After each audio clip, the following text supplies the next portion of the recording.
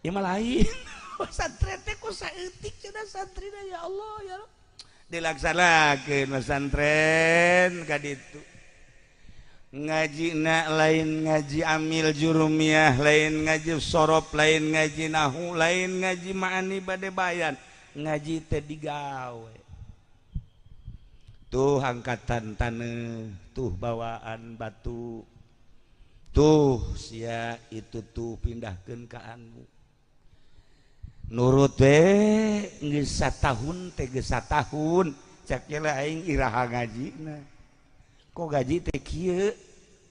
bebeja deui ka bapana abah jagening ngaji teh kos kitu titah gawe atuh gawe mah mending di lembur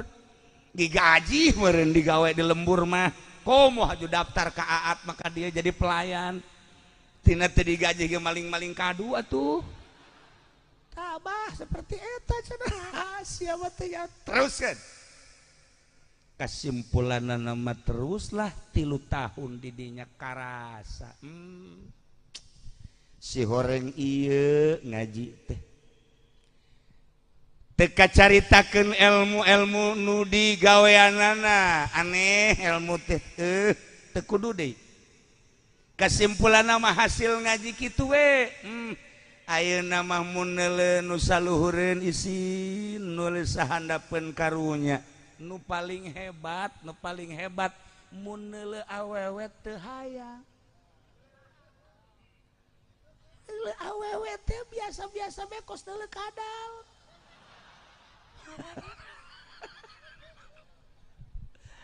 pan ari ieu mah dikiaikeun ku batur lamun aya nu ngiceupan jahe beuh komo si eta mah teu kudu dikiceupan ngiceupan sorangan jeung deui nya mah lain awewe bae keboreuneun ge dikiceupan brengsek ieu mah bajingan ki ato ulah disangka hebat kadeleuna kos kitu kos kiai sarua teu meunang manggih nu bahenol tah ieu hayang neuleuh awewe biasa-biasa bae bari teu ngarobah tina sikap kestabilan diri jeung kanormalan horeng aya elmuna nu mantak Tuhan Syekh Abdul Qadir Luhur diangkat jadi wali kabelah dieuna Gus Dur diangkat jadi wali belah dieuna Habib Lutfi beuh nya kasep di nyana Habib di nyana pinter di nyana wawasan di manehanana pergaulan di manehanana endeuh saha awewe nu teresepeun atuh ka Habib Lutfi mah aya kabeh di manehanana haju